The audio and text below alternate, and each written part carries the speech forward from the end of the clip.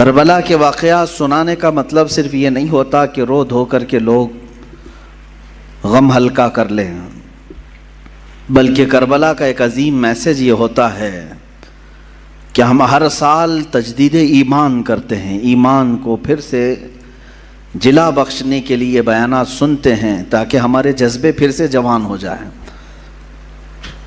اور ہمیں تاریخ میں اکثر یہ بتایا گیا ہے، ہر سال آپ سنتے ہوں گے، چھوٹی سی جماعت تھی حسین اعظم کے ساتھ، مقابل میں بہت بڑا لشکر جرار تھا۔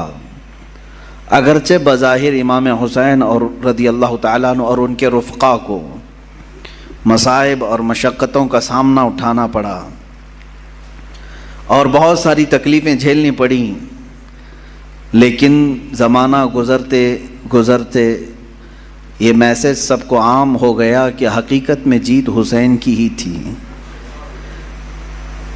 کسی کا میدان میں قتل ہو جانا یہ ہار اور شکست کی علامت نہیں ہے، ایسا ضروری نہیں ہے۔ عزیزان گرامی، رسول پاک صلی اللہ تعالیٰ علیہ وسلم حسنین کریمین کو سونگھا کرتے تھے اور کہا کرتے تھے، فرمایا کرتے کہ یہ جنت کے پھولوں میں سے کچھ پھول ہیں جو اللہ تعالیٰ نے مجھے عطا کیا، برا ہو ان ظالموں کا جنہوں نے جنت کے ان پھولوں کو بھی نوچ دیا اور انہیں بکھیر دیا۔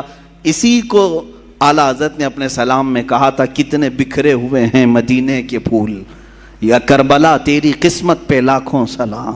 کربلا کے میدان پر سلام بھیجتے ہوئے اعلیٰ حضرت نے یوں کہا تھا کہ یہاں بکھرے ہوئے ہیں، یہ مدینے کے پھول ہیں، جس جگہ دیکھو رسول اللہ کا کوئی نہ کوئی شہزادہ نظر آتا ہے۔ اس زمین کو بھی اعلیٰ حضرت نے سلام پیش کیا تھا۔ عزیزان گرامی وقار، رسول پاک صلی اللہ تعالیٰ علیہ وسلم کا گھرانہ یقین جانیں اللہ تعالیٰ کی بارگاہ میں معزز گھرانہ ہے۔ حضرت عمر ابن خطاب رضی اللہ تعالیٰ عنہ امیر المومنین ہیں، جن کی نیکیاں اللہ کی بارگاہ میں بہت زیادہ ہیں، اور جن کے بارے میں خود میرے آقا نے فرمایا میرے بعد اگر کوئی نبی ہوتا تو وہ عمر ہوتے، اتنی ساری فضیلتیں ان کے پاس ہیں۔ لیکن مدینے میں ایک وقت ایسا آیا کہ قحط آ گیا، بارش نہیں آ رہی تھی، لوگ سوکھا پڑ گیا تو پریشان ہو گئے، سب امیر المومنین کے پاس آئے۔ جانتے ہو امیر المومنین عمر ابن خطاب رضی اللہ تعالیٰ عنہ، جن کو اللہ تعالیٰ نے بہت سارے انعامات سے نوازا، وہ زاہد بھی ہیں، متقی بھی ہیں، پرہیزگار بھی ہیں، رسول پاک صلی اللہ علیہ وسلم کے خلیفہ بھی ہیں، سب ہیں۔ دعا کے لیے خود ہاتھ اٹھا دیتے نہیں، بلکہ سارے لوگوں کو میدان میں جمع کیا، اور پھر اس کے بعد حضرت عباس رضی اللہ تعالیٰ عنہ کو گھر سے بلایا، جو رسول پاک صلی اللہ علیہ وسلم کے چچا تھے، اور بیچ میدان میں آ کر کے حضرت عباس کا ہاتھ پکڑا اور عرض کیا، اے اللہ تیرے نبی کے رشتہ دار کا ہاتھ میرے ہاتھ میں ہے، میں بارش تجھ سے مانگتا ہوں، تو میری بات کو رد نہ فرما۔ مدینے والے روایت بیان کرتے ہیں حضرت عمر نے ابھی ہاتھ چھوڑا بھی نہیں تھا کہ مدینے میں بارش شروع ہو چکی تھی۔ اہل بیت کے وسیلے سے دعا کی جائے اللہ قبول فرماتا ہے۔ عزیزان گرامی وقار، رسول پاک صلی اللہ تعالیٰ علیہ وسلم کا گھرانہ آج بھی جو سادات ہیں ان کا احترام کیا جائے، ان کا ادب کیا جائے، عام لوگوں کی طرح ان کے ساتھ برتاؤ نہ کریں۔ رسول پاک صلی اللہ تعالیٰ علیہ وسلم کے گھر کے نسبتوں کا خیال ضرور رکھا جائے۔ جانتے ہیں کتنی بڑی وعید بھی آئی ہے جو ان کے ساتھ برا کرتا ہے۔ ایک خاتون، بڑی کتابوں میں لکھا ہوا، ایک خاتون جو رسول پاک صلی اللہ علیہ وسلم کے خاندان سے تھیں، وہ بڑی پریشان ہو گئیں، ان کے شوہر کا انتقال ہو گیا، بچوں کو لے کر کے، چھوٹی چھوٹی بچیاں تھیں، ایک شہر میں آئیں۔ شہر میں ایک بہت بڑے رئیس تھے، وہ مسلمان، اس کے گھر آئیں، اس سے کہا کہ میں نے اپنی بچیوں کو مسجد میں ٹھہرایا ہے اور میں رسول پاک صلی اللہ علیہ وسلم کے خاندان سے ہوں، میں حضور کی آل میں سے ہوں، میری کچھ مدد کر دو میری بچیوں کے لیے۔ اس رئیس زادے نے، اس امیر زادے نے کہا، اچھا آپ مانگنے کا طریقہ ایسا بھی آ گیا، تم اگر آل رسول ہو تو کوئی ثبوت دے دو، کوئی پروف دے دو، تم حضور کی آل میں سے کہتی ہو، اپنے آپ کو کیا ثبوت ہے تمہارے پاس؟ وہ خاتون وہاں سے چلی گئی، اس کے پاس سے مدد کی کوئی امید نہیں تھی تو چلی گئی۔ اسی وقت وہ شام میں گزر رہی تھی، بھوک کی شدت تھی، ایک ایسے بوڑھے شخص کو دیکھا جس کے ارد گرد بہت سارے لوگ جمع تھے، پوچھا ہے کون ہے؟ کہا یہ شہر کا ایک مجوسی ہے، آگ کا پجاری ہے، لیکن لوگوں کو دیتا بہت ہے، بانٹتا رہتا ہے۔ یہ خاتون وہاں گئی اور اس سے کہا، اپنا معاملہ بھی بتایا کہ میں حالات کی ماری ہوئی ہوں، پریشان ہوں، میری بچیاں مسجد میں ہیں اور میرا گھر سب ختم ہو چکا ہے۔ تو اس مجوسی شخص نے اتنا سنا تو فوراً اپنے گھر سے عورتوں کو بلوا کر کے کہا، جاؤ اس خاتون کی بچیاں جو مسجد میں ٹھہری ہیں عزت سے انہیں لے آؤ، اپنے گھر میں مہمان بناؤ۔ اور یہ خاتون کہتی ہے کہ یہ محمد صلی اللہ علیہ وسلم کی آل میں سے، ان کی عزت ہونی چاہیے۔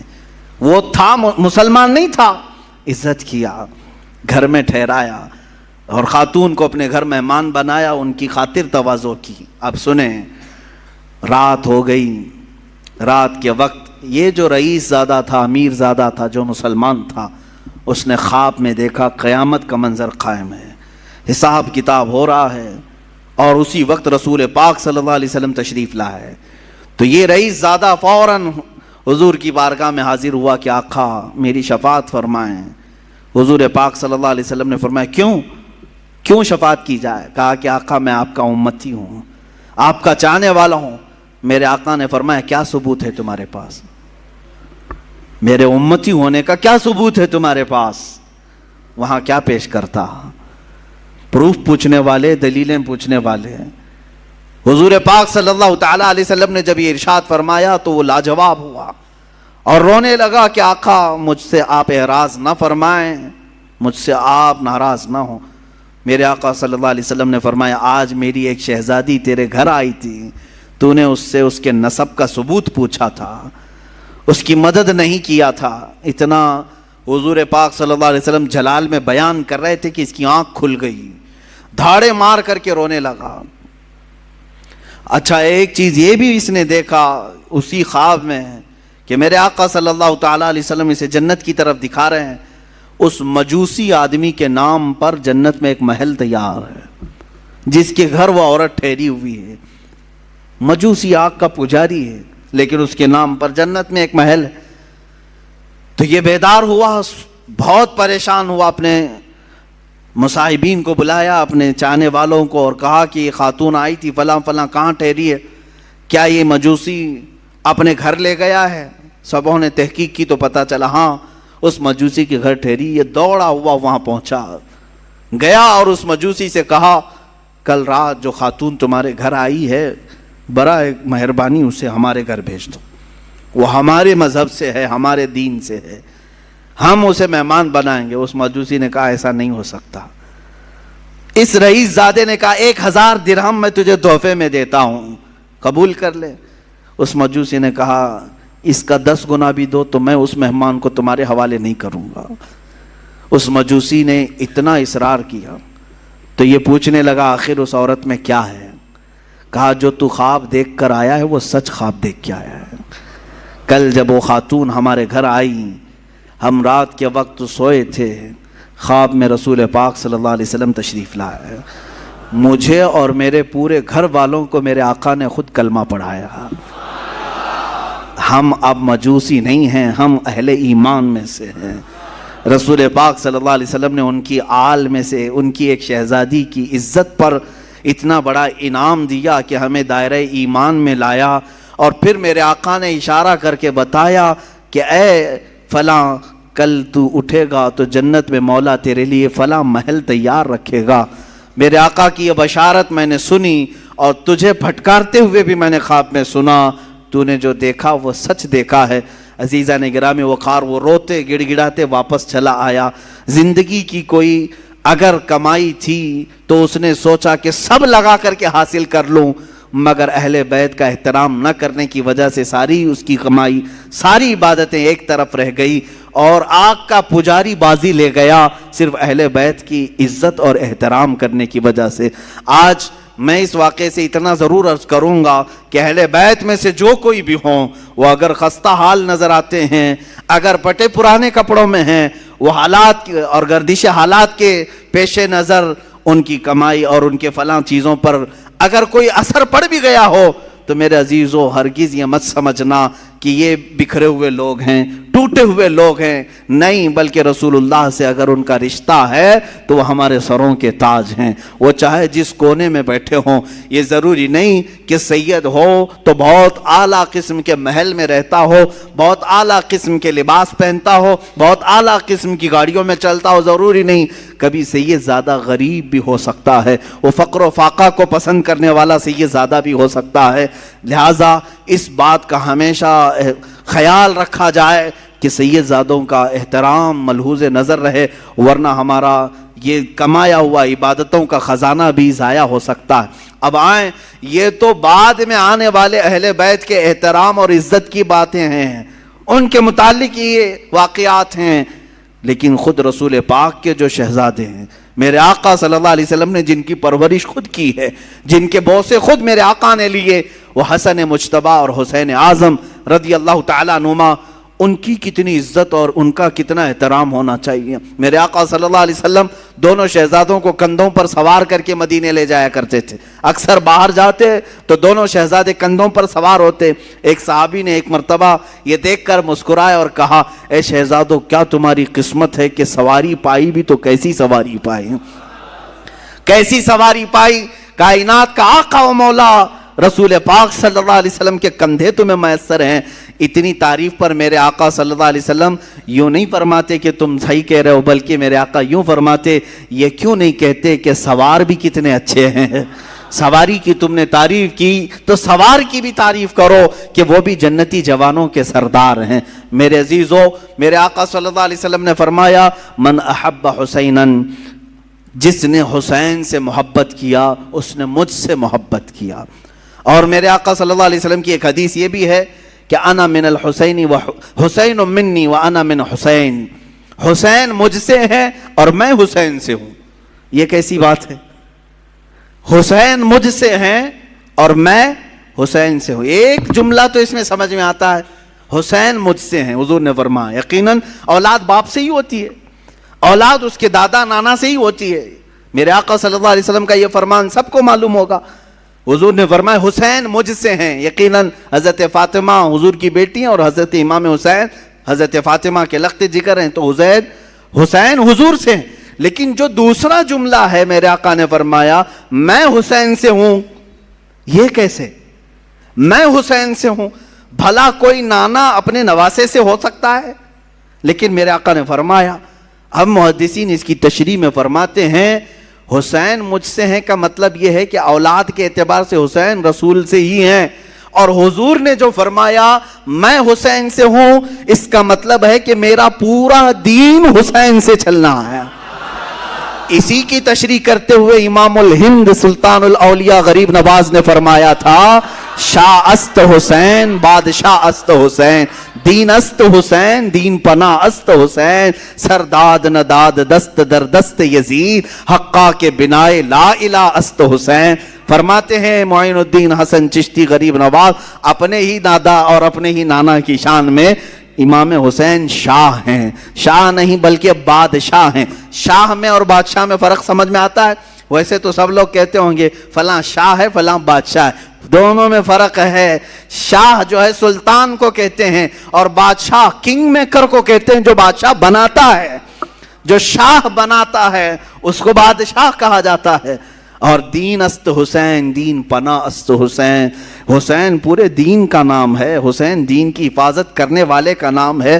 اپنا سر دے دیا، ہاتھ یزید کے ہاتھ میں نہیں دیا۔ حق تو یہ ہے کہ لا الہ کی جڑ کا نام حسین ہے۔ اب سمجھ میں آیا حضور حسین سے کیسے ہے؟ حضور حسین سے کیسے ہیں؟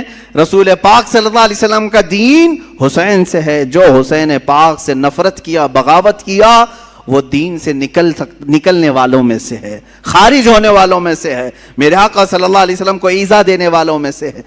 میں ابھی چند دن قبل، ابھی اسی محرم سے قبل ایک بات سنا، کسی سعودی لقوہ مارے ہوئے آدمی کو یہ کہتے ہوئے سنا، ہاں ریالوں نے جس کا لقوہ مارا ہے جس کے عقیدے پر، اگر یہ دو شہزادوں کی لڑائی تھی کربلا کی، دو شہزادوں کی لڑائی تھی، یعنی حضرت حسین حضرت علی کے شہزادے اور یزید حضرت امیر معاویہ کا شہزادہ، آپس میں دو بڑے بڑے لوگوں کے بیٹوں کی لڑائیاں تھیں۔ اس بیوقوف کو معلوم کہاں ہے کہاں کس کو شہزادہ کر رہا ہے، کس کو شہزادہ کہہ رہا ہے؟ ہاں حسین ابن علی رضی اللہ تعالیٰ یقیناً شہزادہ رسول ہیں، لیکن یزید کو شہزادہ کہا جائے گا؟ پلید ہے، جس کے نام کے ساتھ ہم پلید کا لفظ استعمال کرتے ہیں۔ یہ شہزادوں کی لڑائیاں نہیں تھی، حق و باطل کی لڑائی تھی، حق و باطل کی لڑائی تھی، اور نہ ہی دو خاندانوں کی لڑائی تھی، اور نہ ہی یہ سیاست کا معاملہ تھا جیسے آج کچھ لوگ یہ بھی پیش کرنا چاہتے ہیں۔ جیسے پہلے یہ جوکر نائک کہتا تھا کہ یہ سیاست کا معاملہ تھا، یہ سیاسی معاملات تھے جس کی وجہ سے یہ لڑائیاں ہو گئی۔ ان کو ایسا لگتا ہے کہ سیاست اس وقت ایسی ہی تھی جیسے الیکشن کے لیے، ووٹنگ کے لیے جگہ جگہ گھومنا پڑے۔ ارے حسین اعظم ہے، حسین اعظم ہے، رسول اللہ کے نواسے ہیں۔ اللہ تعالیٰ نے ان کو اتنی طاقت و قوت عطا کی تھی، وہ چاہتے تو پوری دنیا پر اپنی حکمرانی قائم کر لیتے۔ انہوں نے میرے آقا کے فقر و فاقے کو پسند کیا۔ اگر ان کو حکومت ہی پیاری تھی اور سیاست ہی کرنا تھا تو اپنے باپ کے انتقال کے بعد فوراً کھڑے ہو جاتے۔ حضرت امیر معاویہ 20 سال تک خلیفہ رہے، تب تک امام حسین نے نہیں مطالبہ کیا۔ اگر ان کو یہی سب شوق تھا بادشاہت کا، سیاست کا، تو وہ تو حضرت علی کے بیٹے تھے، خلافت حضرت علی کے بعد ختم ہو رہی تھی، تو وہ دعویٰ کر سکتے تھے کہ میرے باپ کی خلافت اب مجھے آئے۔ نہیں دعویٰ کیا کبھی۔ یہاں سے بات سمجھ میں آتی ہے، 20 سال کے بعد اگر وہ مدینے سے اٹھ رہے ہیں تو صرف اس بات پر اٹھ رہے ہیں کہ نبی کونین کے دین پر کوئی غدار اور فاسق و فاجر کرسی نہ بچھا سکے۔ اور آج تک میرے عزیزوں اس کا اثر دیکھنے کو ملتا ہے۔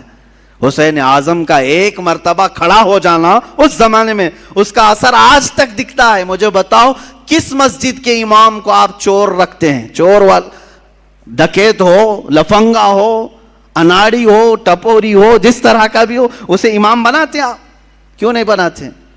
بزنس تو کرتے ہیں، سب کچھ کرتے ہیں ایسے لوگوں کے ساتھ، لیکن مصلے پر آپ ہر چیز دیکھتے ہیں، داڑھی پوری ہے کہ نہیں، کپڑے صحیح ہے کہ نہیں، داغ تو نہیں لگے اس کو۔ ہاں، اور اگر یہ امام کہیں ادھر ادھر کس سے مل رہا ہے کس سے نہیں مل رہا ہے یہ تک آپ نظر رکھتے ہیں، اچھی بات ہے، نظر رکھتے ہیں، ٹھیک ہے، امام کے پیچھے پڑے رہتے ہیں، کیوں؟ اس کی وجہ یہی ہے کہ آپ اپنا امام ویسا ہی دیکھنا چاہتے ہیں جیسے امام حسین نے تصور دیا ہے۔ ہم حسینی ہیں الحمدللہ۔ بھائی یزید کو آپ نے امام تسلیم اسی لیے نہیں کیا کہ اگر رسول اللہ کے نواسے نے اس وقت اس کو امیر المومنین کہہ دیا ہوتا تو پھر قیامت تک آنے والے سب لوگ یہ دلیل بناتے، رسول اللہ کے نواسے نے جب ایک فاسق و فاجر کو امام بنایا تھا تو ہماری مسجدوں کا امام چور ہو جائے تو کیا فرق پڑتا ہے؟ لوگ دلیل بنا سکتے۔ امام علی مقام نے قیامت تک آنے والوں کے لیے ایک ایسا مشعل پیدا کیا، ایک ایسی روشنی بنائی کہ اسی کے بل بوتے آج تک ہم چل رہے ہیں۔ عزیزان گرامی، حسنین کریمین رضوان اللہ تعالی علیہما، حضور پاک صلی اللہ تعالی علیہ وسلم کی گود میں کھیلنے والے، یہاں تک کہ اکثر حضور کا جبہ مبارکہ کافی کشادہ ہوتا، کبھی پہن کے آتے ہیں، تو صحابہ روایت کرتے ہیں کہ کبھی کبھار حضور اکرم صلی اللہ علیہ وسلم اپنے جبے کے اندر کوئی چیز چھپا کر کے آتے تو ہم دیکھتے کوئی قیمتی چیز چھپا کر آئے ٹھنڈیوں کے دنوں میں، لیکن وہ قیمتی چیز وہی شہزادے ہوتے تھے، حضور کے جبے میں چھپے ہوئے ہوتے ہیں، حضرت حسن مجتبی اور حسین اعظم رضی اللہ تعالیٰ۔ آپ اندازہ کریں صحابہ اکرام حضور صلی اللہ علیہ وسلم کی ایک جھلک دیکھنے کے لیے بے قرار رہتے، صحابہ حضور کے مہر نبوت کو دیکھنے کے لیے بے قرار رہتے، حضور اکرم صلی اللہ علیہ وسلم کے بوسے لینے کے لیے بے قرار رہتے۔ ان شہزادوں کی عظمت اور ان کی قسمت کو دیکھیں کہ ہمیشہ حضور کے جسم مبارکہ سے لگے ہوئے ہوتے تھے، یہاں تک کہ سجدے میں میرے آقا جائیں تو اس پر سوار بھی ہو جاتے تھے، میرے آقا ان کو ہٹاتے نہیں تھے، لمبا سجدہ کر لیتے لیکن ان شہزادوں کو گرنے نہیں دیتے تھے۔ یہ ان شہزادوں کی تربیت ہے۔ ایک دن حضرت فاطمہ بے قرار تھیں، بچے نظر نہیں آ رہے ہیں، حضور پاک صلی اللہ علیہ وسلم گھر میں آئے، پوچھا بچے کہاں ہیں؟ حضرت فاطمہ کہتی ہے میں کب سے ڈھونڈ رہی ہوں، بچے نہیں مل رہے، چھوٹے چھوٹے تھے۔ رسول پاک صلی اللہ تعالیٰ علیہ وسلم ڈھونڈنے کے لیے بھیجے تو دیکھتے ہیں مدینے مسجد نبوی کے تھوڑا سا دور ایک درخت کے نیچے دونوں بچے بیٹھے ہوئے ہیں، کھیل رہے ہیں۔ لیکن جبرائیل امین دونوں پر سایہ کیے ہوئے ہیں. ہاں فرشتے سایہ کیے ہوئے رہتے ہیں. اور یہی حسنین کریمین ہیں. حضور پاک صلی اللہ علیہ وسلم گھر میں ان کو خود کھلایا کرتے تھے. بچوں کے ساتھ اگر کھیلنا حضور کا ثابت ہے تو ان شہزادوں کے ساتھ ہے. کشتی لڑا رہے ہوتے حضور پاک صلی اللہ علیہ وسلم حضرت حسن اور حسین کی کشتی لڑا رہے ہیں. ہوتا ہے گھروں میں دو بچوں کی کشتی لگاتے ہیں. تو حضور صلی اللہ علیہ وسلم کس کی سائیڈ لے رہے تھے؟ حضرت امام حسن کی سائیڈ لے رہے تھے. وہ بڑے تھے اور حضرت حسن کو کہتے تھے حسن تم حسین کو یہاں سے پکڑو, ادھر سے پکڑو, ادھر سے پکڑو, جیسے ہم بچوں کو کشتی لڑواتے ہیں. میرے آقا صلی اللہ علیہ وسلم جب اس طرح کا مقابلہ کروا رہے تھے, حضرت فاطمہ گھر میں سے کہتی ہیں ابا جان یہ کیسی بات ہے, آپ بڑے کی سائیڈ لے رہے ہیں, حسن بڑے ہیں آپ ان کی سائیڈ لے رہے ہیں, حسین چھوٹا ہے. حضور پاک فرماتے ہیں فاطمہ تم نہیں دیکھتی حسین کی طرف سے جبرائیل ہیں, جبرائیل ان سے کہہ رہے ہیں کہ حسن کو یہاں سے پکڑو, حسن کو یہاں سے پکڑو. اللہ اللہ, یہ شہزادے وہ ہیں جن میں سے ایک کو سید الانبیاء سپورٹ کر رہا ہے, دوسرے کو سید الملائکہ سپورٹ کر رہا ہے. اور وہ گھرانہ کیسا جس کے بارے میں امام زمن کہتے ہیں بے اجازت ان کے گھر میں جبرائیل آتے نہیں, قدر والے جانتے ہیں عز و شان اہل بیت. یہ رسول اللہ کے گھر والوں کی, اور ان کو کبھی ناراض کرنا میرے آقا کو ہرگز پسند نہیں تھا. حضور پاک صلی اللہ تعالیٰ علیہ وسلم کبھی ان دونوں بچوں کو ناراض ہونے نہیں دینا چاہتے. اس سے آپ اندازہ لگا سکتے ہیں کہ امام حسین جب پیدا ہوئے ہیں اسی وقت میرے آقا صلی اللہ علیہ وسلم کے گھر میں حضرت ابراہیم کی ولادت ہوئی تھی. حضور کے اپنے بیٹے بی بی ماریہ قبطیہ سے حضور کے بیٹے پیدا ہوئے, ان کی عمر 6 مہینے کی ہو گئی تھی. اور حضرت فاطمہ کے گھر میں امام حسین پیدا ہوئے. آگے پیچھے تھوڑی سی ایک وقت ایسا آیا کہ حضور اپنے بیٹے کو لے کر بیٹھے ہیں. بیٹا کتنا عزیز ہوتا ہے, بیٹا اپنا بیٹا. 2 بیٹے پہلے حضور کے انتقال کر چکے تھے, یہ تیسرے بیٹے تھے حضرت ابراہیم, اور حضرت فاطمہ کے بیٹے حسین دونوں کو چوم رہے تھے. جبرائیل آئے, کہا آقا اللہ تعالیٰ کی منشا یہ ہے کہ ان دونوں میں سے کسی ایک ہی کو آپ رکھ سکتے ہیں. اللہ اکبر, چنو تو کس کو چنو, ایک طرف بیٹا ہے اور ایک طرف نواسا ہے. میرے آقا صلی اللہ تعالیٰ علیہ وسلم نے دونوں کی طرف دیکھا اور جبرائیل سے کہا اے جبرائیل حسین کو میں منتخب کرتا ہوں.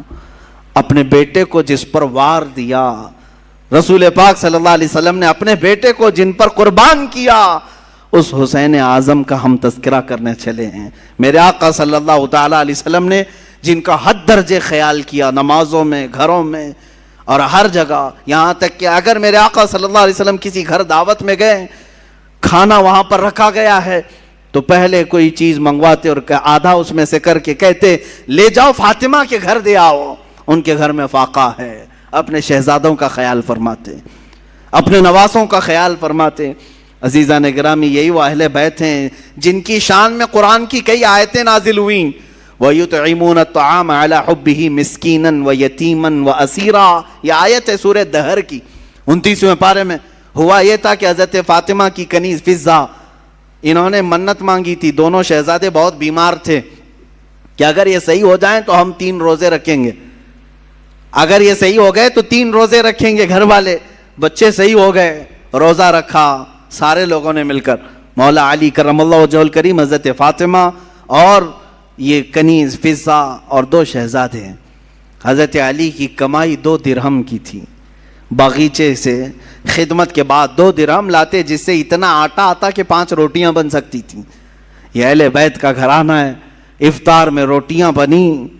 شام کے وقت کسی فقیر نے آواز دی, ایک مسکین آیا, فقیر آیا, کہا میں نے سنا ہے کہ یہ رسول اللہ کے گھر والے ہیں, یہ اہل بیت ہیں, میں بہت بھوکا ہوں, مجھے کھلا دیا جائے. حضرت فاطمہ نے 5 روٹیاں اٹھا کر دی تھیں. پانی پی کر کے ان لوگوں نے افطار کیا, دوسرا بھی روزہ رکھا. دوسرے دن حضرت علی پھر آٹا لے آئے, 5 روٹیاں بنائیں. آج کے دن ایک یتیم بچہ آیا افطاری کے وقت میں, اس نے بھی وہی آواز اٹھائی. حضرت فاطمہ نے وہ 5 روٹیاں اٹھا کر اس یتیم کو کھلایا. آج پھر پانی سے افطار کیا. تیسرا روزہ تھا. تیسرے روزے کے دن حضرت علی خود محنت کر کے اتنے پیسے لے آئے کہ پھر 5 روٹیاں بنی اس دن افطار کے لیے بیٹھے تو جیل سے چھوٹا ہوا ایک قیدی آیا، کہا میں ہر گھر کو کھٹکھٹا لیا، مجھے کوئی نہیں کھلایا، میں نے سنا ہے کہ یہ اہل بیت ہیں، رسول اللہ کے گھر والے یہاں سے واپس نہیں بھیجتے کسی کو۔ حضرت فاطمہ نے اس قیدی کو بھی 5 روٹیاں دی تھیں۔ تیسرا دن گزر گیا، پیٹ پیٹ سے لگ گیا، بھوک کی شدت ہے، بچے طاق میں بیٹھ گئے اور حضرت علی جھک گئے تھے۔ یہ شام کا وقت تھا، میرے آقا صلی اللہ تعالیٰ علیہ وسلم تشریف لائے، گھر میں آئے، پکارا کہاں ہیں؟ آواز کسی کی نہیں آ رہی تھی، سب ایک ایک کونوں میں بیٹھے ہوئے تھے۔ اللہ کے نبی صلی اللہ علیہ وسلم نے پکارا فاطمہ، وہ آئیں، پوچھا کیا ماجرا ہے؟ سنایا ایسے ایسے ہم نے منت مانگی تھی، منت مانگو تو روزے کی مانگو اے غلاموں، اہل بیت کے غلام، خالی دھاگا باندھنے اور تالا باندھنے کی نیت منتیں نہیں ہوتی، منت قرآن ختم کرنے کی بھی کرو، روزہ رکھنے کی بھی کرو، یہ اللہ کو راضی کرنے والی منتیں ہیں۔ بہرحال حضرت فاطمہ نے عرض کیا کہ ایسا ایسا حال ہوا ہے۔ اللہ کے نبی صلی اللہ تعالیٰ علیہ وسلم نے فرمایا ابھی ابھی مجھ پر آیت کریمہ نازل ہوئی، اللہ نے فرمایا وَيُطْعِمُونَ الطَّعَامَ عَلَى حُبِّهِ مِسْكِينًا وَيَتِيمًا وَأَسِيرًا، یہ وہ لوگ ہیں جو اللہ کی محبت میں کبھی مسکین کو کھلاتے ہیں، کبھی یتیم کو کھلاتے ہیں اور کبھی قیدی کو کھلاتے ہیں۔ آقا کونین صلی اللہ علیہ وسلم نے فرمایا بشارت ہو فاطمہ، تم امتحان میں کامیاب ہو گئی، نہ وہ مسکین تھا، نہ وہ یتیم تھا، نہ وہ قیدی تھا، ہر دن اللہ کا ایک فرشتہ آتا تھا جو اہل بیت کا امتحان لے رہا تھا کہ یہ کتنا عطا کر سکتے ہیں۔ تم امتحان میں کامیاب ہو گئے اور اس دن ان کے گھر میں جنت سے اللہ نے خوان نعمت اتارا۔ عزیزان گرامی، یہ اہل بیت کا گھرانہ ہے، ان کے پاس امتحان لیا بھی گیا تو وہ سب عطا کرتے رہے، ان کی شان ہی یہی ہے۔ الحمدللہ ہم نے بھی بہت سارے سادات اور مشائخ کو دیکھا ہے، وہ نوازنے والوں میں سے ہیں، عطا کرنے والوں میں سے ہیں۔ رسول پاک صلی اللہ تعالیٰ علیہ وسلم کی یہ صفات ان کے گھروں میں آج بھی پائی جاتی ہیں۔ اللہ ان کا سایہ ہمارے سروں پر دراز فرمائے۔ اب حالات کربلا کی طرف ہم چلتے ہیں میرے عزیزو۔ حالات ایسے کیا پیش آئے کہ یہ کربلا کا واقعہ رونما ہو گیا؟ حالات ایسے کیسے آ گئے کہ اتنا بڑا سانحہ ہو گیا؟ میں آپ کو بتاؤں کہ حالات حضرت امیر معاویہ کے انتقال کے بعد سے خراب ہو گئے، بہت خراب، حالانکہ اس سے پہلے ہی خراب ہو گئے تھے۔ آپس میں جنگیں ہوئی، خانہ جنگیاں ہوئی، ایک دوسروں کی لڑائیاں ہوئی، میں ان سب کی طرف نہیں جاتا۔ مولا علی کرم اللہ وجہہ الکریم کی وفات کے بعد حضرت امیر معاویہ نے خلافت کا اعلان کیا اور ان کی خلافت سن 40 ہجری سے لے کر 60 ہجری تک 20 سال تک چلی، اور 20 سال تک دمشق سے حضرت امیر معاویہ رضی اللہ تعالیٰ عنہ نے خلافت قائم کی اور یہ چلتی رہی۔ اس دوران بہت سارے فتوحات بھی ہوئے، اسلامی سلطنتیں بڑھتی بھی رہیں، ان کا انتقال ہوا۔ اب جو معاملہ خراب ہوا وہ یہاں سے ہوا کہ حضرت امیر معاویہ کا بیٹا یزید تھا، وہ تھے صحابی رسول، حضور صلی اللہ علیہ وسلم کے سالے بھی لگتے ہیں رشتے میں، حضور کی زوجہ ہیں حضرت ام حبیبہ رضی اللہ تعالیٰ عنہ، جو حضرت امیر معاویہ کی سگی بہن ہے، اسی لیے حضرت امیر معاویہ کو امت کا ماموں بھی کہا جاتا ہے۔ وہ ام المومنین حضرت ام حبیبہ کے سگے بھائی ہیں۔ امیر معاویہ کا جو بیٹا تھا وہ ناہنجار تھا، وہ صحیح آدمی نہیں تھا، فاسق و فاجر تھا۔ ہاں یہ اور بات ہے کہ روایات یہ بتاتی ہیں کہ ان کی زندگی میں اس کا فسق و فجور ظاہر نہیں تھا، ان کی زندگی میں باپ جب تک تھے اس کی برائیاں، اس کی عیاشیاں ظاہر نہیں تھیں۔ جیسے ہی ان کا انتقال ہوا تخت پر یزید بیٹھا، یزید جیسے ہی خلافت قائم کر لیا دمشق میں، اور ملک شام والوں نے سب بیعت کر لیا، یزید کو حاکم مان لیا، اس کو خلیفہ امیر المومنین تسلیم کر لیا۔ لیکن جو صحابہ تھے، بڑے صحابہ، انہیں معلوم تھا اس کے حالات خراب ہیں، یہ اچھا آدمی نہیں ہے۔ اس کا شراب پینا بھی ثابت تھا، اس کا نماز ترک کرنا بھی ثابت تھا، دن بھر اس کا بندروں سے اور جانوروں سے کھیلنا بھی ثابت تھا۔ یہ سب چیزیں جنہوں نے دیکھا ہے، کیا اسے اپنا حاکم تسلیم کر لیں گے؟ یہ ہمارا زمانہ نہیں ہے جو ہم کسی پاگل کو بھی حاکم تسلیم کر لیتے ہیں۔ ہاں، یہاں کسی ڈمرو بجانے والے کو بھی ہم بٹھا لیتے ہیں، گدھے کو بھی سر پہ بٹھا لیتے ہیں. یہ زمانہ نہیں تھا, وہ صحابہ کا زمانہ تھا, وہ تابعین کا زمانہ تھا. وہاں نماز ترک کرنے والے کو بھی حاکم نہیں بنایا جاتا. تو یہی معاملہ ہو گیا. یزید کی خلافت کا اعلان ہونے کے بعد صحابہ میں آپس میں یہ باتیں گردش کرنے لگ گئی کہ آخر اس کو کیسے تسلیم کیا جائے. اس وقت جو خلافت کے امیدوار تھے, جو اہل تھے, وہ اور بھی صحابہ تھے. جیسے مکہ مکرمہ میں حضرت عبداللہ بن زبیر رضی اللہ تعالیٰ, یہ حضرت زبیر کے بیٹے, حضرت ابوبکر صدیق کے نواسے, حضرت اسماء کے بیٹے حضرت عبداللہ, یہ مکہ میں تھے, وہ بھی خلافت کے اہل تھے. مدینہ طیبہ میں حضرت امام حسین رضی اللہ تعالیٰ عنہ تھے, اور حضرت عبداللہ ابن عمر بھی تھے, حضرت عبداللہ ابن عباس بھی تھے. حضرت عباس حضور کے چچا کے بیٹے. یہ بڑے صحابہ موجود تھے اس وقت. لیکن یزید نہ صحابی ہے, نہ حضور کی زندگی میں کبھی رہا ہے. حضور کی وفات کے 15 سال بعد تقریباً وہ پیدا ہوا ہے, 25 ہجری میں. اس کو جب خلیفہ بنایا گیا تو ظاہر سی بات ہے معاملات خراب ہو گئے. اب یزید نے طاقت کے بل بوتے, اپنے سورس کے بل بوتے اپنی خلافت کو قائم کرنا شروع کیا. اب اسے خطرہ جو تھا وہی مکہ سے تھا, مدینے سے تھا, اور کوفہ سے تھا. کوفہ میں حضرت علی کے چاہنے والے بہت لوگ تھے. کوفہ حضرت علی کے محبین کا ایک مرکز تھا پہلے سے, اگرچہ ان لوگوں نے پہلے بھی دھوکہ دیا ہے. حضرت علی کا انتقال بھی کوفہ میں ہوا, حضرت امام حسن کا بھی زہر دیا گیا کوفہ میں. یہ سب حالات ہوئے, لیکن وہاں چاہنے والوں کی کثرت بھی بہت تھی. اور اکثر ایسا ہوتا ہے کہ آج بھی چاہنے والے بہت ہوتے ہیں, لیکن کچھ غداری کرنے والے ہوتے ہیں, تو ان کو آج بھی کوفہ سے جوڑا جاتا ہے کہ کوفی تو نہیں ہے. یہ مسل مشہور ہو گئی. تو امام حسین مدینہ میں تھے, عبداللہ بن زبیر مکہ میں تھے. یہ ان جگہوں پر سے خطرہ لاحق تھا کس کو, یزید کو, کہ اگر یہ لوگ بغاوت کر گئے, یہ لوگ اگر میری خلافت کو تسلیم نہیں کیے, تو ایک بہت بڑا طبقہ مسلمانوں کا ان کی طرف چلا جائے گا, اور پھر میری خلافت کو قائم کرنا بہت مشکل ہو جائے گا. اور اس کے جتنے مشیر تھے وہ سب کے سب عیاش قسم کے تھے. ایک بات یاد رکھیں, کبھی حاکم ڈینجر بنتا ہے تو اس کے مشیروں کی وجہ سے. مشورے دینے والے اگر بہت خطرناک ہوں تو حاکم بھی بہت خطرناک بن جاتا ہے. ایسے اکثر ہوا ہے. تو یزید کے جو مشیر تھے وہ سب ظالم تھے, مشورے بہت بھیانک قسم کے دیتے تھے. ان کے مشوروں کی وجہ سے ہی تو کربلا ہو گیا. یزید فوج کی فوج بھیجتا رہا. حسین اعظم اس وقت تک مدینہ طیبہ میں تھے.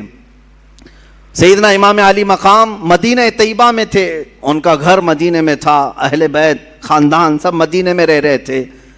اب یزید نے اپنا گورنر وہاں پر مدینہ طیبہ میں مقرر کیا, اور سب سے پہلے بیعت لینے کے لیے مدینہ بھیجا.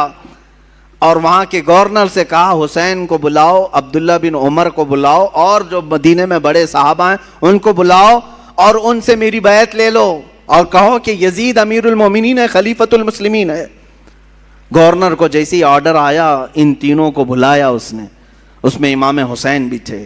گورنر نے کہا خلافت قائم ہو چکی ہے دمشق میں, آپ حضرات تسلیم کر لیں, آپ یزید کو خلیفہ مان لیں. حضرت امام حسین فوراً کھڑے ہو گئے. کیا تم مجھ سے ایسے کو خلیفہ ماننے کو کہتے ہو جس کی نمازوں کا کوئی ٹھکانہ نہیں, جو عیاش ہے, فسق و فجور میں مبتلا ہے, جو عورتوں کا دل دادا ہے؟ میں ہرگز تسلیم نہیں کرتا. آپ اٹھ کر کے چلے گئے. اس کے بعد جب یہ بات یزید کو پتہ چلی تو گورنر کو سخت آرڈر آیا کہ یا تو ان کی بیعت لے لو یا تو پھر ان کو قتل کر ڈالو.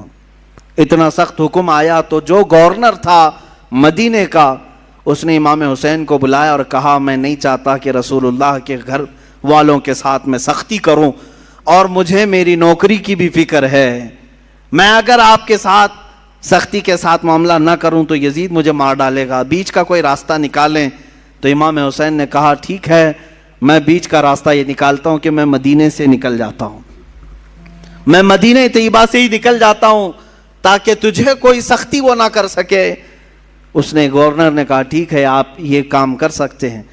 سیدنا امام حسین رات کے وقت اپنے گھر والوں کے پاس آتے ہیں. یہاں سے شروع ہوتی ہے داستان. اپنے گھر والوں سے کہتے ہیں آؤ اب ہمارے لیے مدینہ تنگ ہو گیا ہے، یزید کی سختیاں بڑھتی چلی جائیں گی، اس کے ظلم کی داستانیں اب رقم ہونا شروع ہو چکی ہیں۔ اپنے گھر والوں سے کہا ہم سب ہجرت کر رہے ہیں مدینہ طیبہ سے۔ سب نے پوچھا کہاں جا رہے ہیں؟ کہا مکہ مکرمہ جائیں گے، وہاں جا کر کے حرم کعبہ میں رہیں گے۔ حرم کعبہ میں کوئی جنگ و جدال نہیں کر سکتا، قتل و قتال نہیں کر سکتا، حرم کعبہ میں جا کر رہیں گے۔ آپ اندازہ کریں رسول پاک نے ہجرت کر کے مکہ کو چھوڑ کر مدینہ آباد کیا، ان کے نواسے کے ساتھ ایسا معاملہ پیش آ رہا ہے کہ انہیں مدینے سے ہجرت کر کے مکہ جانا پڑ رہا ہے۔ رات کے وقت اپنے گھر والوں کو اٹھایا اور جتنے لوگ تیار ہوئے ہیں اس میں اپنے عزیز خاندان کے لوگ تھے۔ مدینے سے پہلے کچھ ہی لوگ تیار ہوئے، آپ کی 2 بیویاں ساتھ میں تھیں، آپ کے شیرخوار بچے حضرت علی اصغر، آپ کے جوان بیٹے حضرت علی اکبر، آپ کے بھتیجے حضرت امام قاسم اور آپ کی بھتیجی اور آپ کی اپنی بڑی بیٹی حضرت سکینہ رضی اللہ تعالیٰ عنہ، یہ سب گھر والوں کا ایک قافلہ نکلا۔ پہلے تو یہ لوگ 12-15 کی تعداد میں تھے اور صبح کا وقت تھا جب مدینے سے یہ قافلہ نکلنے کو تیار ہوا۔ روضہ رسول پر میرے آقا کی بارگاہ میں امام حسین آئے۔ میرے عزیزو، اب پھر یہاں سے حالات ہمارے بے قابو کر جاتے ہیں۔ میں یہ چاہتا ہوں کہ اس بار کے بیانات میں اب ہم رونے دھونے کو فوقیت نہ دیں۔ غم حسین تو تڑپاتا ضرور ہے، لیکن ہم اپنے جذبوں کو جوان رکھنا چاہتے ہیں اور ہم چاہتے ہیں کہ اب حسینی کردار ادا کرنے کا وقت آ جائے، ہمارے جوانوں میں پھر وہ غیرت بیدار ہو جائے کہ ہم دین کی خاطر ہر مصیبت کو اور مشقت کو اٹھانے کے لیے تیار ہو جائیں۔ حسین اعظم روضہ رسول پر آئے، میرے آقا صلی اللہ علیہ وسلم کو سلام پیش کیا اور درد بھری آواز سے کہا یا رسول اللہ، یا ابتا، اے میرے باپ۔ حضور کو اکثر وہ ابا کہہ کر کے ہی پکارتے تھے۔ میرے آقا کی بارگاہ میں پکار کر کے کہا آپ کے مدینے سے مجھے نکلنا پڑ رہا ہے، میرے لیے مدینہ تنگ کر دیا گیا، میرے چھوٹے بچے لے کر کے میں روانہ ہو رہا ہوں۔ یہ کیفیت تو میرے آقا ہی جانے، قبر اطہر سے اس حسین کو رخصت ہوتا ہوا دیکھ کر میرے آقا پر کیا گزر رہی ہوگی، جس کے گردن کو میرے آقا نے بوسے لیے، جس کو سونگھا کرتے تھے، جس کو دوش پر بٹھایا کرتے تھے، جس کو سجدوں پر اپنی پشت پر بٹھایا کرتے۔ اس حسین کی رخصتی یقیناً غم کا ماحول تو تھا۔ میرے آقا صلی اللہ علیہ وسلم کے روضہ اطہر سے نکل کر سیدہ کائنات فاطمہ الزہرا رضی اللہ تعالیٰ عنہا جو جنت البقیع میں دفن تھیں، ان کے روضے پر آئے، اپنی ماں کی تربت پر آپ نے لپٹ کر کے رویا اور رخصتی کی اجازت مانگی اور کہا آپ کا حسین اگر مدینہ چھوڑ رہا ہے تو صرف اس لیے کہ رسول اللہ کا یہ مدینہ خون سے آلودہ نہ ہو، مسلمانوں کا خون نہ بہے، میں مسلمانوں کا خون بہنا نہیں دیکھنا چاہتا اور مدینے کی حرمت کو پامال ہونے نہیں دینا چاہتا، مجھے اجازت دی جائے۔ حسین اعظم نے اپنی ماں سے اجازت لی، اپنے چھوٹے بچوں کا ایک قافلہ لے کر نکل پڑے۔ میرے عزیزوں، گھر والوں کا قافلہ جب مدینہ چھوڑ رہا ہے کیا کیفیت ہوتی ہے۔ ہم جیسے نکمے، ہم جیسے گنہگار صرف 7 دن یا 8 دن کے لیے عمرے پر مدینے جاتے ہیں تو چھوڑنے کا دل نہیں چاہتا، مدینے سے رخصت ہوتے ہیں تو آنسوؤں کی قطاریں لگ جاتی ہیں۔ کبھی ہم روزے کو دیکھتے ہیں، کبھی ہم بس میں آگے کا سفر دیکھ رہے ہوتے ہیں، مدینے کی سرحدیں نکلنے تک دل بار بار ہچکولے کھاتا رہتا ہے کہ مدینہ چھوٹ رہا ہے، مدینہ چھوٹ رہا ہے۔ ہم تو تمنا یہ لے کر کے جاتے ہیں کہ کاش مدینے میں موت آ جائے، میرے آقا کے قدموں میں دفن ہونا نصیب ہو جائے، لیکن جب رخصتی کا وقت آتا ہے پوچھو حاجیوں سے کیا کیفیت ہوتی ہے، عمرہ کرنے والوں سے پوچھو، مدینے سے جب رخصت ہو کر کے آتے ہیں میں نے خود دیکھا ہے حاجی کبھی کھمبوں کو پکڑ رو رہے ہوتے ہیں، کبھی دروازوں کو پکڑ کر، کبھی چمٹ کر کے اور بوسے دے کر کے رخصتی لے رہے ہوتے ہیں۔ حسین اعظم کا کیا حال ہوگا جن کا بچپنا اس مدینے میں گزرا ہے، جنہوں نے رسول اللہ کو نمازیں پڑھاتے وہاں دیکھا ہے، میرے آقا کو اللہ کی قرآن کی آیتیں سناتا ہوا انہوں نے وہاں دیکھا ہے، حدیثیں میرے آقا کی انہوں نے سنی ہیں، جن کا کھیلنا کودنا اس مدینہ طیبہ میں گزرا ہے جہاں میرے آقا صلی اللہ علیہ وسلم ان کے گھر آیا کرتے، جبرائیل ان کے گھر اترا کرتے۔ یہ ساری یادیں چھوڑ کر کے حسین اعظم ہجرت کر رہے تھے۔ میرے عزیزو، ہجرت معمولی چیز نہیں ہے، یہ الفاظ میں بیان بھی نہیں ہو سکتی۔ آپ اپنے گھر بیٹھے ہیں، اللہ آپ کے گھروں کو سلامت رکھے۔ میں جانتا ہوں گھر کو چھوڑنے کی کیفیت کیا ہوتی ہے۔ ہم جب اپنے گھر چھوڑ کر دوسری جگہ خدمت اسلام کے لیے بھی جا رہے ہوتے ہیں، مجھے یاد ہے وہ بات جب پڑھنے کے لیے ہم بچپن میں مدرسے جا رہے ہوتے تو پورا سفر ٹرین میں روتے ہوئے جاتے تھے۔ کبھی ماں کی شکل سامنے آتی، کبھی باپ کی شکل، کبھی دوست یاد آتے، کبھی بھائی یاد آتے۔ ہم جانے کے 1 مہینے تک وہاں روتے رہتے تھے۔ ہمیں معلوم ہے گھر کو چھوڑنے کی کیفیت کیا ہوتی ہے، اور وہ حسین اعظم اپنے اس مدینہ رسول کو چھوڑ کر جا رہے تھے جہاں ان کی ہزاروں یادیں تھیں، جہاں ان کی ہزاروں یادیں میرے آقا سے وابستہ تھیں۔ حسین اعظم کی ہجرت پر لاکھوں سلام۔ انہوں نے اگر ہجرت کیا بھی ہے تو دین مصطفیٰ کے لیے کیا ہے۔ اے جوانوں، تم سب اس بات کو یاد رکھ لینا، اگر مصطفیٰ کے دین پر کبھی آنچ آئے، اگر وطن چھوڑنا پڑے، ہجرت کرنا پڑے، تو ہجرت کو بھی ہم برداشت کر سکیں، اس لیے کہ صرف اور صرف دین کے لیے جس نے ہجرت کیا، وَمَن يُهَاجِرْ فِي سَبِيلِ اللَّهِ، اللہ قرآن میں فرماتا ہے جو اللہ کی راہ میں ہجرت کیا، اگر بیچ راستے بھی اس کی موت آ جائے، اللہ اس کا اجر تیار کر رکھا ہے۔ ہجرت کا بڑا اجر و ثواب بھی ہے۔ میرے عزیزو، دین مصطفیٰ کے لیے یہ اٹھایا حسین اعظم نے، سارا کشٹ، ساری مصیبتیں، ساری مشقتیں، یہاں سے نکل کر کے مکہ مکرمہ کا سفر کیا۔ مکہ مکرمہ جب پہنچے، امام عالی مقام، یہ شعبان کا مہینہ تھا، اور شعبان کے بعد ٹھیک رمضان آنے والا تھا۔ مکہ والوں نے استقبال کیا، اور اچھے سے سارے لوگ ملنے جلنے لگے، اور کہا اچھا کیا آپ نے یہاں تشریف لائے، امن و امان کے ساتھ رہیں۔ یہاں تک تو معاملہ سب ٹھیک ہی تھا۔ امام حسین اگر مکہ ہی میں رہ جاتے، وہیں پر طواف کعبہ، حرم کعبہ میں مقیم رہتے، تو کچھ ہونا نہ تھا۔ لیکن کیا کریں، قدرت کا لکھا ہوا وہ غالب آ کر رہے گا۔ ان کی شہادت اچانک نہیں ہوئی ہے میرے عزیزو، حسین اعظم کی شہادت ان کے بچپن میں ہی مشہور ہو گئی تھی۔ حضور اکرم صلی اللہ علیہ وسلم حضرت ام سلمہ اپنی زوجہ کے پاس ایک شیشی میں تھوڑی سی مٹی لا کر کے دیتے ہیں اور کہتے ہیں، اے ام سلمہ، جبرائیل میرے پاس آئے تھے اور انہوں نے کہا یا رسول اللہ، آپ کی امت آپ کے اس نواسے کو ایک جگہ پر قتل کر دے گی اور خون بہا دے گی۔ میں رونے لگا تو جبرائیل اس جگہ کی مٹی بھی لا کر مجھے دے گئے۔ ام سلمہ کہتی ہیں میرے آقا نے وہ مٹی مجھے دی اور کہا جس دن یہ مٹی سرخ ہو جائے سمجھ لینا اے ام سلمہ میرا بیٹا شہید ہو گیا، میرا نواسہ شہید ہو گیا۔ یہ کب میرے آقا نے بشارت دی تھی؟ جب حسین اعظم کی عمر ابھی 5 سال کی تھی۔ 5 سال کی عمر میں ہی ان کی شہادت کی خبر مشہور ہو چکی تھی۔ پھر بھی لوگ کہتے ہیں حضور کو پیٹھ پیچھے کا علم نہیں تھا، جو اپنے نواسے کی 50 سال بعد ہونے والی شہادت کی خبر دے رہے ہوں۔ میرے آقا صلی اللہ علیہ وسلم غیب دان نبی ہیں۔ آقا کونین صلی اللہ